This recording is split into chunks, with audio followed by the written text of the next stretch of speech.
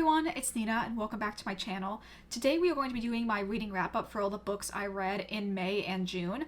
I took a break from doing a reading wrap-up last month because I kind of did a combination TBR for my books from both May and June, since I really wanted to read a lot of books for Pride Month and kind of also extended that back into May and decided to read a lot of queer books for the majority of the last 2 months.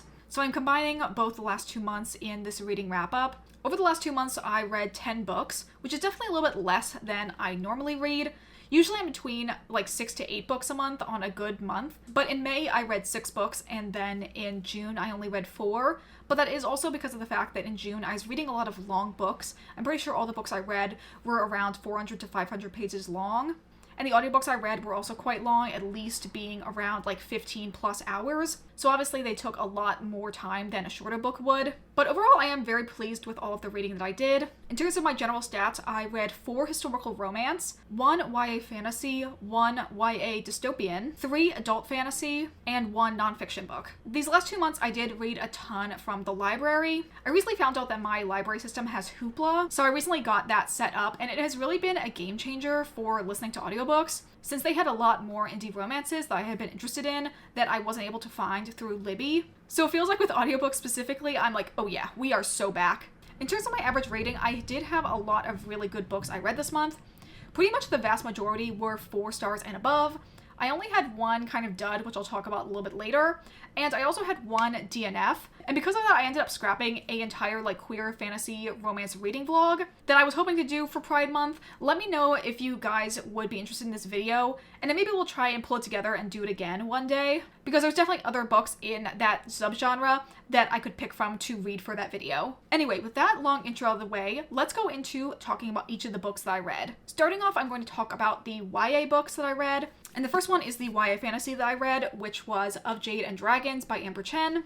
This is a YA debut that is a silk punk fantasy that follows our main character Ying, who is this teenage girl living on this very remote island with her family. When her father is murdered, Ying ends up intercepting the assassin and ends up learning that the assassin has some type of connection to this thing called the Engineers Guild, which is an elite group of scientists that her father used to be a member of, which he then left under somewhat mysterious circumstances to go raise his family. Ying vows to find out the reason behind her father's murder, and kind of Mulan style takes the identity of her younger brother, as the Engineers Guild only allows male applicants to join them. Along the way to the capital to join the guild, she runs into one of the princes of the kingdom, who is Ye Yang, and he figures out who she actually is, and decides he will keep her secret and instead sponsor her as a applicant for the Engineers Guild test.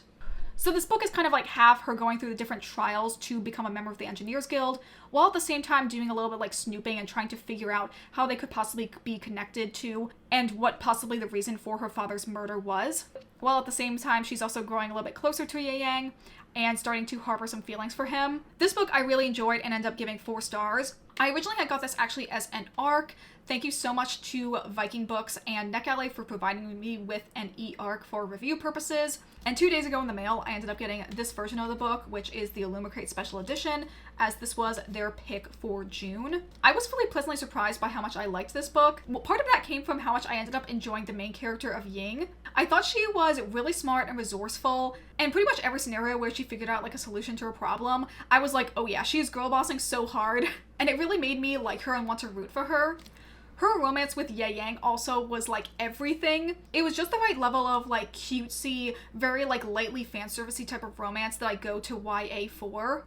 Actually, that's probably one of the only critiques I have seen about this book, is that it does read especially YA, but I don't really feel like it's a problem for a book in that demographic to read well for that age group. My only critique with this book was that I wasn't a huge fan of the ending. It definitely went in a direction I had kind of anticipated, but at the same time, the very end of the book, I wasn't really sure like where we're going to go from here. I definitely will be checking out the second half of the duology when it comes out in the future, because I do really like the main character Ying, and I'm interested in seeing where her story goes. And the other YA book I read was The Ballad of Songbirds and Snakes by Suzanne Collins. This is a prequel novel to the original Hunger Games trilogy that follows a young Coriolanus Snow before he becomes the president of Pan Am and the main villain of the Hunger Games series. This is very much a villain origin story, following Snow when he is a student at this academy. And as part of their like kind of senior project, they are acting as the mentors for the tributes in the 10th Hunger Games. Snow ends up getting paired with the girl from District 12. Originally, he is very like annoyed at this decision, since 12 being a very poor and small district. He doesn't think that this girl has many good chances of winning. But the girl that he is paired with, Lucy Gray Baird, knows how to attract the spotlight. And once they start to get to know each other a little bit better, Snow and Lucy Gray start working together to find out a solution that will help both of them succeed. This book I really enjoyed and ended up giving 5 stars. I'm actually going to have a whole separate reading vlog talking about this book that's probably going to come out either tomorrow or the following week after this video comes out. There's just so much to talk about in this book, similarly to The Hunger Games. Suzanne Collins is just a master at working in different themes into her books. This book does a lot to develop kind of like Snow's worldview, focusing a lot on ideas of control versus chaos, and kind of tracking his progression to developing the worldview that obviously eventually influences him when he is president. At the same time that this is a villain origin story, I also really liked all of the relationship development between Snow and Lucy Gray. Lucy Gray has such a like magnetic personality that their romance that develops over the course of the book, you kind of can't help but ship and root for at least a little bit. And I feel like another element of the villain origin story is the fact that there are certain moments when you see that there could have been another pathway for Snow to take in which he doesn't go down the path of evil that leads him to become with this tyrant he is in the Hunger Games. And those small moments make the rest of the story seem even more tragic. Overall, I really enjoyed this book, and I'm so incredibly excited for the next book that's going to come out for the Hunger Games series. Suzanne Collins just has so many ideas that I can't wait to see what she does with the world next. Okay, the next set of books that we're going to be talking about is all of the adult historical romances I read in the last 2 months. Pretty much all of these I read in different reading vlogs, so I won't go into a ton of detail here. But the first one I ended up reading was Don't Want You Like a Best Friend by Emma R. Albin. This is a lesbian historical romance set in the mid-1800s that follows our main characters Beth and Gwen, who become fast friends during the London season. The two bond and set on a goal of trying to set up their both recently widowed parents as a couple, since it seems like there is some history between the two of them, and them having their parents end up as a couple will allow both of them to be free from the marriage market. But along the way, as they're trying to do this like parent trap setup, they start falling for each other as well. This book I also gave 5 stars. I thought it was so incredibly cute, but also just like the right mix of really cute like fluffy romance scenes, as well as a lot of like queer angst and pain. It just has a lot of elements I really love in a romance book. A lot of those light, heartwarming romance elements with a like deeper message and a lot of feeling woven into it. Another book I read in my queer historical romance reading vlog was The Secret Lives of Country Gentlemen by KJ Charles. This is a gay historical romance set in the early 1800s that follows our main character Gareth, who previously had kind of been abandoned by his father, but after his father's death, he learns that his father has left both his noble title and all of his wealth to him. So Gareth goes from being a common clerk to now a rising baronet. But part of this is that he has to leave London for a remote area of England called Romney Marsh. And when he gets there, he ends up running into this guy, Joss Doomsday, who's kind of an ex of his. And Joss is also the heir apparent to this large smuggling family on the marsh. So it kind of becomes this second chance romance for the two of them. This book I ended up enjoying and rating it 4 stars. Initially, I wasn't a huge fan of it because I found Gareth to be a little bit annoying, but I do feel like he had good character development over the course of the story. And his more like annoying closed-mindedness characteristics developed over the course of the story in a more believable way as he reconnected with Joss and sort of understood his perspective more. I also like that this book, instead of having a third act breakup, had a more like dramatic and adventurous peril that the two were in. I was really happy that I read this book, and I'm definitely going to be reading the sequel, like companion novel to this series in the near future as well. Okay, and the last 2 books in my historical romance category are both parts of a series. And that series is the Lucky Lovers of London series by Jess Everly. I read these out of order. I read the second one and then the first book in the series afterwards, since I originally picked up the second book from the library just on a whim, not realizing it was part of a series. But I'm going to talk about them now in like actual chronological order. So the first of those books is The Gentleman's Book of Vices by Jess Everly. This is another gay historical romance set in the late Victorian period that follows our main characters Miles and Charlie. Charlie is a young man from a wealthy family who, to avoid some of the debts he's incurred, has allowed his parents to set him up in an arranged marriage with a woman. And Charlie has accepted the fact that he will have to hide the fact that he's gay, but he wants to go out with one last hurrah and connect with his favorite erotic gay novelist. And that person ends up being Miles, who is very secretive and paranoid and less than happy that Charlie has figured out his identity since he was writing under a pen name. But after some kind of like awkward and funny encounters, they start up a romance. And the main crux of the book is them kind of figuring out how they're going to navigate their relationship while Charlie is trying to decide if he wants to break off his marriage or not. This book I gave 4 stars. I really enjoyed a lot of it. I thought a lot of the early scenes and the relationship between Miles and Charlie was really funny. And it also had a lot of really heartwarming scenes later on when you kind of learn a little bit more about Miles' backstory and why he is like so closed off and paranoid. The second book in the series is the rulebook for Restless Rogues. And this follows 2 characters that are just appear as side characters in the Gentleman's Book of Vices.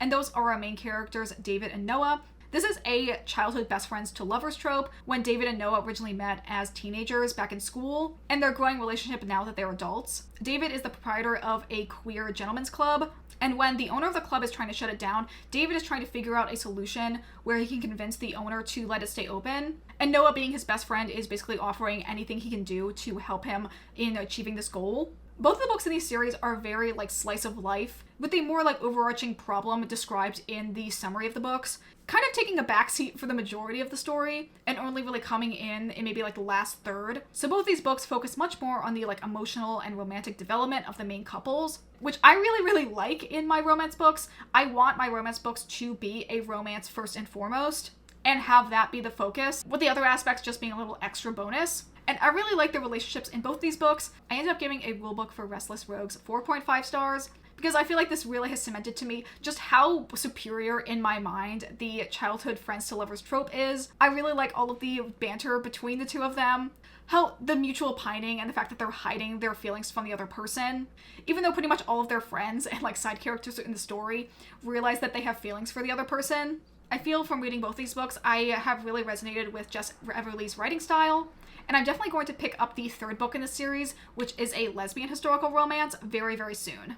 Okay, now let's move on to the next category, which is adult fantasy. The first one I have in this category is Nona the Ninth by Tamsin Muir. This is the 3rd book in the Locked Tomb series, which is a sci-fantasy hybrid, primarily focusing on lesbian necromancers in space. This book, however, is a little bit different in that our main character, Nona, basically has no memory of who she is, and we as the reader are also trying to figure out what the mystery is for the majority of the book. For the last 6 months, our main character, Nona, has been living in a body that does not belong to her, with no memory of who she was prior to existing in this body. There's a lot of like weird soul manipulation and swapping going on in the story already, so it's not too preposterous of a setup. Nona is living in this kind of like war-torn city, along with 2 other characters we have met previously in the series. And a lot of it goes through her like kind of daily life living in this city. She's a very like bright, happy, glass half full type of person who's just happy to have this chance at life, however brief it may be. But with a looming threat of this big cosmic horror coming down to the city,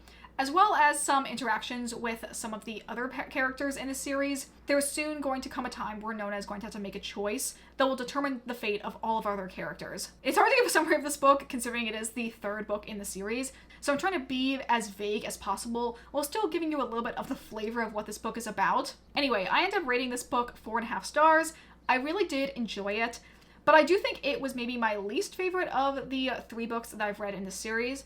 I think mostly that comes down to the fact that there wasn't as many iconic, like, standout moments as there had been in the previous 2 books for me. Interjecting this book as well is a second plot line following this main character, John, who is a character we have met previously in the series, who is also very pivotal in like setting up the entire world and lore. And I really enjoyed all of his parts of the book, but I do feel like the plotline with Nona, both a lot and not a lot happened at the same time. And while I do think it stretched out a little bit too long, at the same time I am happy that we got to see a lot of smaller moments of Nona like developing relationships with the other characters in the book and helping like flesh out her as a character more, because I do think we are going to see a little bit more of her in the 4th and final book in the series. But upon ending this book, I am kind of like, what am I supposed to do with myself now? Since we do not have a release date for the 4th and final book. But I do always have a lot of high hopes for Tamsin Muir's writing style, so I don't think when Nona the Ninth comes out, I will be let down. The next book I read was The Queen of the Damned by Anne Rice. This is the 3rd book in the Vampire Chronicles series, which is a like 13-book long series that primarily is told from the perspective of this vampire named Lestat, who was turned in the 1700s. This book takes place in present day, which at the time of publication was 1985, and it follows Lestat as well as several other different vampires' perspectives, telling the story of how Lestat kind of accidentally awakened this incredibly powerful ancient vampire queen who is, like the title says, the Queen of the Damned. This book I ended up giving 4 stars. I really did enjoy a ton of this book while reading it.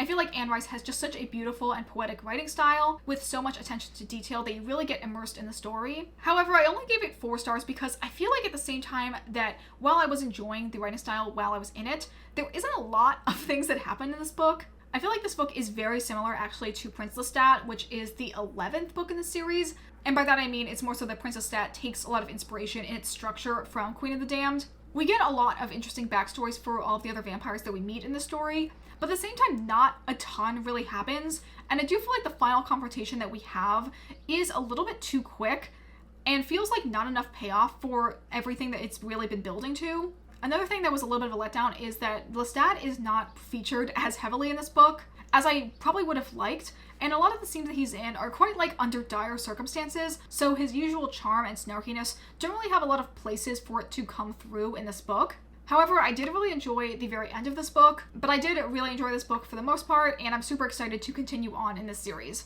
Okay, next book I read is one I actually just recently finished, and that is The Phoenix Keeper by S.A. McLean. This is an adult cozy fantasy that follows our main character Isla, who is a zookeeper for this very rare and endangered species of phoenix. Isla has a lot of social anxiety and really prefers the company of all of the birds that she takes care of instead of people. Isla is working really hard to figure out a way to get her endangered phoenix a mate transferred to their zoo. And as part of this effort, she ends up having to work with her longtime rival, a griffin keeper named Luciana. This book I read as an e-arc that I received. Thank you so much to Orbit Books and NetGalley for providing me with an e-arc for review purposes. And this book actually is not coming out until August, but it is also going to be the July Illumicrate pick. This book had grown to be an anticipated release for me, but unfortunately I ended up only rating it 2.5 stars. This book I'm probably going to talk about a little bit more in detail in an upcoming reading vlog as well, but the majority of my dislike for this book came from the portrayal of the main character. Isla is incredibly unlikable, and my critique is coming from a place of being very similar to her in a lot of ways. I also am a queer woman with a lot of anxiety issues. She doesn't make a lot of effort for the majority of the book to change her ways. She is just incredibly rude and hostile to most of the people she interacts with, which also results in her treating her best friend Tanya like crap, and kind of just like a dumping ground for all of her emotional negativity. And also not giving her rival Luciana a chance to really prove herself to be different from Isla's expectations of her, which is a huge reason why I really just didn't understand the relationship development that happens between Isla and Luciana. I did see another review that says this book does get better past the 66% mark, and I do think that, yeah, the last third of the book is the best section of it, as it focuses on Isla's flaws the least, and then switches to a secondary plotline involving the Phoenixes. I feel like there are a lot of really good ideas in this book. I really liked all of the development of the zoo atmosphere and a lot of the fake science that's brought up around the different magical creatures that are at the zoo. It has a lot of energy similar to Emily Wild's Encyclopedia of Fairies in that way, but I feel like that element is definitely not focused on as much as I would have hoped. And I feel like instead we got just so much of Isla being a really insufferable main character instead. And now I can handle an unlikable main character, but it has to be done in a very specific way. At the very least, we have to see all of Isla's flaws kind of come back to bite her in the ass in some ways. And I feel like that wasn't really the focus here. I feel like in a lot of ways, Isla never really had to answer for some of the consequences of her actions earlier on in the book. And in that ways, it made her eventual happy ending feel not very justified. I feel very disappointed in giving this book such a low rating, but I just really didn't enjoy most of my time reading it. Speaking of books I did not enjoy reading, I wanted to come to the last book in this category, which is also the only DNF I had, and that was For a Strange and Stubborn Endurance by Foz Meadows. This is a gay adult fantasy that follows a arranged marriage plotline between our two main characters that are from different countries, sort of seeking an alliance and a trade route between the two of them. Originally, our main character Velazin was supposed to marry this noblewoman, but through a very awkward and painful encounter, it gets revealed that he is actually gay. But the other country says, hey, if you are gay, do you want to marry her brother instead? Velazin ends up going along with it, but he's still very unhappy with the idea of joining this arranged marriage. I ended up DNFing this book because I didn't really care about the overarching plot, And at the same time, this book has very, very heavy triggers in it. It luckily is laid out very early on in like an opening page, having a full list of all the triggers, so you guys will be able to kind of like determine for yourselves if you'll be able to handle it. But yeah, there's like a pretty graphic sexual assault scene that happens like in the first 50 pages of the book. And that was an element of the story that really like colored a lot of Lazin's perspective to the point where it was just a little bit too painful for me to read from. And like I said before, I also wasn't super interested in the overarching storyline that was also going on, that I didn't really care to know where the end of the book was going to go. And I also kind of at that point had also realized I wasn't interested in reading the sequel book of the series. So I feel like those two things kind of going hand in hand made me realize I wanted to DNF this book. I had originally bought a copy of this from Half Price Books, but I've literally already sold it on Pango. So yeah, I'm pretty sure I'm not going to come back to this book or this series in the future at all. Okay, now we can move on to the last book I read in the last 2 months, and that is the only nonfiction book I've read, which is The Day the World Stopped Shopping. This book's initial premise is sort of this psychological experiment. If on a random day the world decided to stop shopping, what are the different ramifications for everyday people, as well as all the different steps along like the production chain of different products. This book I really enjoyed and ended up giving 4 stars. I feel like all the topics it touched on were really well researched, and initially I wasn't a huge fan of the direction this book I thought was going to go in with this big psychological experiment of what it would be like if the world stopped shopping. But I feel like that did kind of take a back burner to instead focus on a lot of like more tangible facts and based all of its like conjectures for things that could happen on things that have already happened in the real world. I feel like this book is perfect if you like a channel like real life lore with that hypothetical question as the basis, but then using a lot of real facts to build off of that. I feel like this book was also really helpful for me as someone that is always looking for a way to like combat consumerism in my daily life. And I feel like it did delve pretty decently into different topics of like materialism and the desire to buy things and the different ways that consumerism is harming both like ourselves and the planet. I really like this book, and I think it's a great place to start if you're also someone that wants to kind of like decouple yourself from consumerist culture and learn about all the different ways that consumerism and materialism are harming our society. But with that, those are all the books I read in the last 2 months. I'd love to hear about any of the books you read, particularly if you read any queer books for Pride Month. Although we may be leaving June, queer books are a year-round occurrence on this channel, and I will happily be going into July as Gay Wrath Month and reading more queer books then and in the months to come as well. But that is going to be it for this video. Thank you guys as always so much for watching. If you guys enjoyed this video, consider liking, commenting, or subscribing if you aren't already. Consider following me on the Storygraph if you'd like to see my reading updates in real time, as well as following me on my Bookstagram, which is linked in the description. And I hope you all have a wonderful day, and I will see you all in the next video. Bye!